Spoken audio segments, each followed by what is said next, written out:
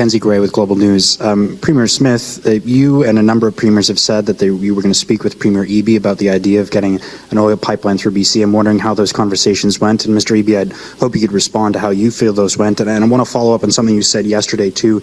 You said you'd be supportive of a potential oil pipeline through Alberta if Ms. Smith was able to find a proponent for that. I just want to clarify, you'd be open to having a pipeline going through BC if there was a company that was willing to do that? I'll start because I know that maybe the media isn't aware of how many areas of common ground that Premier Eby and I have. We have talked about ammonia export from the Port of Prince Rupert. I'm very supportive of the LNG expansions that are underway, as well as additional new LNG proposals.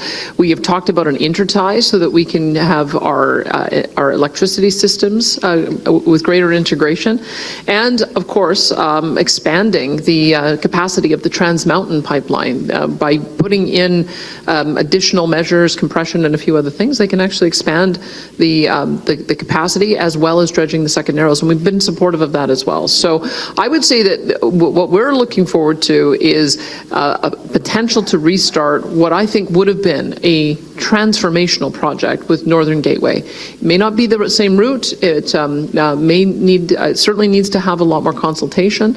The first time that it went through, it had 35 Indigenous partners who were equity owners in that, and that has to be the starting point for any new project.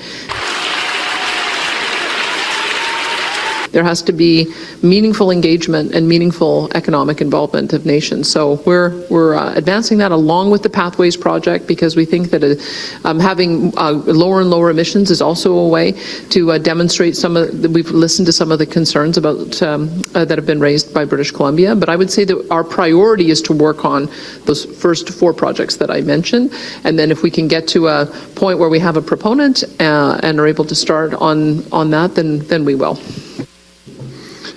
Thanks very much for the question. Let me just begin. We're facing a bit of a situation in British Columbia right now. At our Red Chris mine in northwest British Columbia, there was an accident overnight. There are 3 miners that are currently trapped underground. They are, to the best of our knowledge, uninjured and in a refuge area. There was early communication with the company. The company is working with our world-leading mining rescue teams. BC miners are the best in the world. Our rescue teams are exceptional, and they will be working overtime to bring these workers home safely to their families. 2 of the workers are from British Columbia, 1 is from Ontario. I've spoken with Premier Ford, and we're keeping his government up to date as well. Obviously, it's very concerning for the families, for the workers in the sector, and all British Columbians and Canadians. And our thoughts are with the families and an appreciation with the incredibly brave rescue teams that are working right now. On your question, I agree strongly with Premier Smith that we have a huge amount of work to do that is going to create incredible economic opportunity for our 2 provinces. It is without doubt. We have our points of disagreement, but there are far more points of agreement in terms of how we're going to build our economies in our respective provinces. My focus as the BC Premier is on projects that we have where we're either imminent in terms of final investment decision, or final investment decision has been taken, and we need a strong federal partner to be able to support us in delivering those projects. North of $50 billion worth of projects in our province alone.